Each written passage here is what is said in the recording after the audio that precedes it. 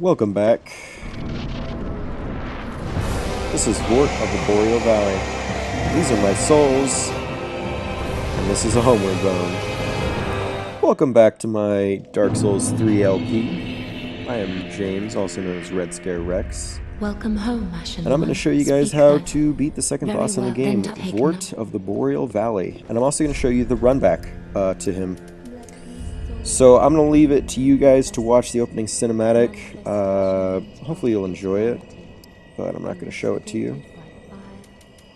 Let's level up a little bit. It's the purpose of me going back. Farewell, Adme the... I'm actually not sure what I should put my stats into at this point. Let's put another one into dexterity. It's just a good idea just to bump up your dexterity, even if you're not really a dex build at the start. It just gives you access to some of the nicer weapons later on in the game. And a lot of your early weapons are quality builds to start with, so they use both strength and dexterity. I took the liberty of editing out that loading screen. It was abnormally long, so I don't want you guys to have to sit through that. Especially if you guys are looking for a quick guide to help you out with the first boss. Hopefully this is going to be a good place for you guys to start. So this is the quickest run back.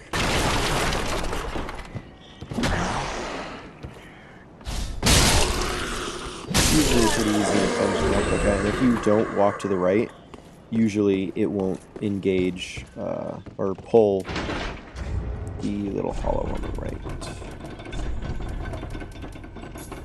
Switching to the white soapstone as a form of foreshadowing for you guys. I mentioned in the last video. If you didn't watch the last video, shame on you. Hopefully you guys are watching all of them. I'd appreciate it. And I think you'll find it useful. And hopefully entertaining. There's no need to really fight that guy. It just summons about 8 other hollows. It's not 8, but it's a lot of other hollows. And he'll come to you in a minute.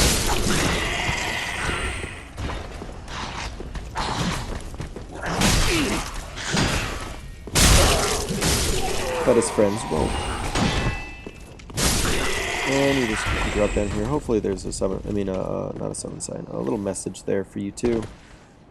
Plunging attack on the archer. That's an archer, by the way. Got to this part of the game. If you guys are doing a little research, good of you. Good of you to look ahead, at least at the early areas. Get the guide going. The Souls games, there is no shame in looking at a guide. No shame at all. In fact, that's how I got into the Souls community. That's where I really fell in love with the Souls community, is in guides of it. In particular, Epic Name Bro. Epic Name Bro is the ultimate son bro. He is my favorite YouTuber. I don't know if you guys have been able to tell yet, but yeah, a lot of my style is based on his, especially his early videos. I've been watching his videos ever since the fucking Death Sun video way back in 2010, I think. Now that Drake sword really helped me out in early Dark Souls, but it's not a good idea to use it later on, in my opinion. Yeah, do the thing. I mentioned that in the last video. That is his thing. I don't mean to copy the dude. But I look up to him. I'll just leave it at that. So here we have Vordt of the Boreal Valley. If you manage to kill the Swordmaster in the shrine area, you can actually summon him as a companion for this fight. It's not super useful. In fact, most people choose not to use it at all. He's really short range for some reason in this fight, as opposed to when he fights you. And he's not really good at just tanking damage either.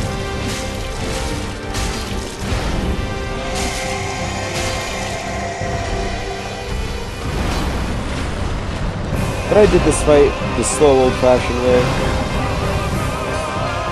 And it's a fun fight. It's a fun fight. I enjoy summoning as well. Basically, stay behind him. Stay behind him and never let him hit you with a charge. Should be easy enough for you guys. But like I said, if you guys need a guide, don't feel ashamed at all. That's part of the Souls community. That's part of the game, guys. They make the game as hard as it is and hide so many things in the game. You're supposed to look at some guides at some point. At this point, I figured I'd hang back, just look at his attacks for a while. And he absolutely annihilates Swordmaster. So that kind of kicks me into high gear. I'm going to start really wailing on it at this point. And he's dead. Alright guys, general rule of thumb for this fight, hit him in a corner, and just start giving it everything you got. He already assumed the position. FromSoft has a sick sense of humor. I love that effect that there's actually wind blowing through the door onto my cape as it opens. Alright guys, this is going to do me for part 1, but I'm going to follow it up with a lot of parts of me fighting the boss in multiplayer to just show you guys some more strategies and just show you the beauty of multiplayer. See you later, everybody.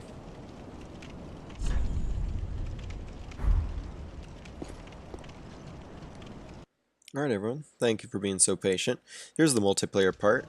Here with Elizabeth here, who is looking fine.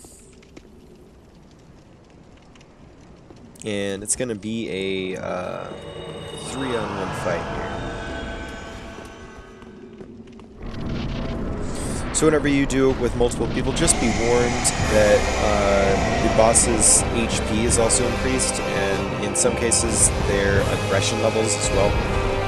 So watch out for the sweeping attack. That's his long-range attack. And as quick as you can, get to his backside. Don't be between his two front arms.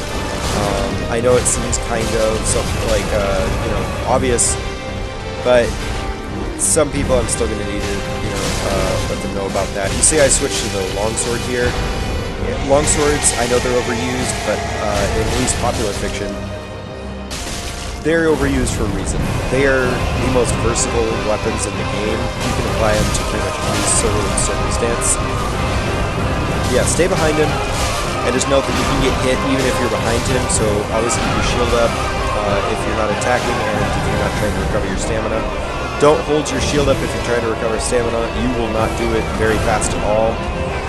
Watch out for the slide attack. It's more of a slide. He's sliding on ice that he creates, I believe. But yeah, slam down is pretty imposing. Basically, he telegraphs all his moves. The only difference is the slide. That one he doesn't telegraph, and he actually does a pretty bad job of telegraphing his most powerful move, which is the double arm slam down. So watch out for that one as well. And he goes down pretty easy if you keep that stuff in mind. Switching to the next video. This one starts out pretty fast.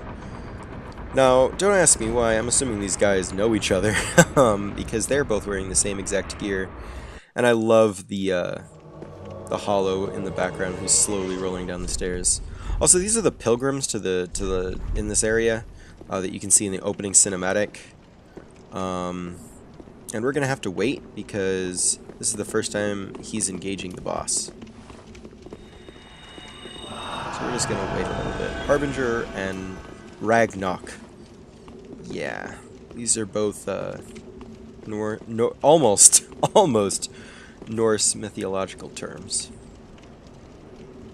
If you guys really, if you guys haven't played the game, here's the beginning to the opening cinematic, but I'm pretty sure they skip it most of the way through. Yeah, so it's not too big of a spoiler.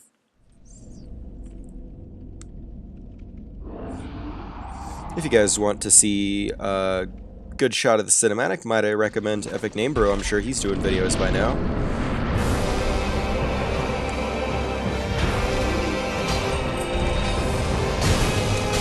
So there's an NPC in the game, in the cathedral, that's right across the way from here. Oh, glitch. Pretty bad glitch there.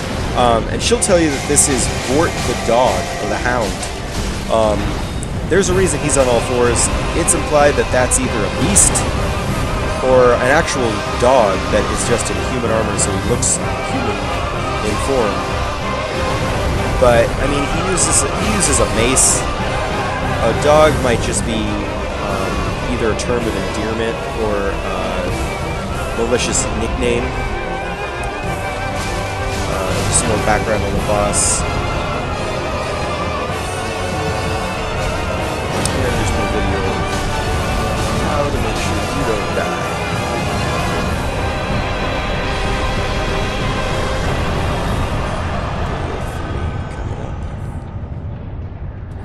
This time I'm popped in right in the thick of it, so I had to backstab a guy. You can see the tail end of that. I think I might have backstabbed 2 guys. This is something I discovered here. You can't actually apply heal to other characters, or at least that version of heal, since it's a mid heal, or it's a heal aid. It's for one person. I'm assuming heal, if there is an actual heal in the game, that one should probably apply it to other people. You can see these guys actually getting as frustrated as I am that there's no heal in the game. They had to self-heal.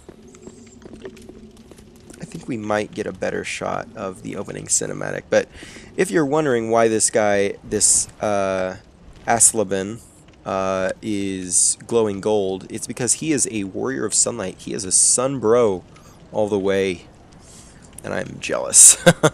After this video, I think I fight with another sun bro, and it actually motivates me to go to the next area and stop dicking around against this boss, because I want to become a sun bro too. You can see he's taking off his gloves, probably for a faster roll. But if you guys are on PC, or, you know... Actually, no, there's a PC version of this game that you guys just didn't get the Collector's Edition, which is almost as fucked up. But it's not like Bloodborne or Demon Souls where you're going to have to watch this if you're going to watch the game. But for those of you guys who don't have the game or haven't picked up the game yet, this is your opening cinematic. Thank you for waiting. This is your reward. It's actually a really good shot of his hairs, which lends more credence to the claim that he's a beast. I think he's a beast. That's my own personal opinion, based upon the way he fights. Yeah, he's on all fours, and he could very well be a dog of some kind. He doesn't have a tail. And he can wield an axe with amazing dexterity for a dog. You know, for a human, he's decent at it, but for a dog, that's amazing. You can actually see he tried to engage his breath attack here. He uses that if you guys are trying to fight him at range or mid-range. He'll slam his mace into the ground and start breathing ice, and it actually has a pretty good distance to it, so just watch out. Just like that, he's done. This guy, oh no, he's not done. Yeah, he's not done. Alright, so I'm using the axe. The Sunbro's using the sword, but he's using a halberd. I would recommend the halberd for this fight. Halberds are generally pretty good, but it gives you a good range to fight this guy at. That and anything you can swing really fast. You're either going to be swinging fast or you're going to be ranged. I wouldn't recommend any other strategy than that. Switching to 4.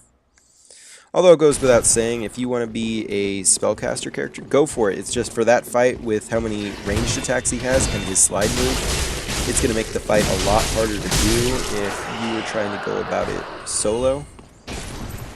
So this is spoilers. If you guys don't want any spoilers to later area boss, or later boss in this area, stop watching right now.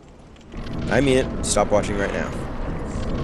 The only reason I'm including this video is because A, it happened, B, it was my first time fighting this boss, and it's actually related very closely to the boss we just fought. So this character is definitely a dancer. You see another warrior of sunlight here. Another reason why I should get the sunbreak on, because you can just get summoned all over the place. This is, I don't know how I was summoned for this fight. I probably shouldn't be. That's a nice ass. As you can see, it's wrecking these guys. The dancer is very nimble, and it looks like a very difficult fight, because very quickly, in about 15 seconds, we're going to get owned, and it's going to be the end of the video. I am sorry, guys. Thank you for watching. Somehow it picked up both of us. I don't know how, but it killed both of us. I have been Red Scare Rex, aka James. Thank you for watching. See you next time.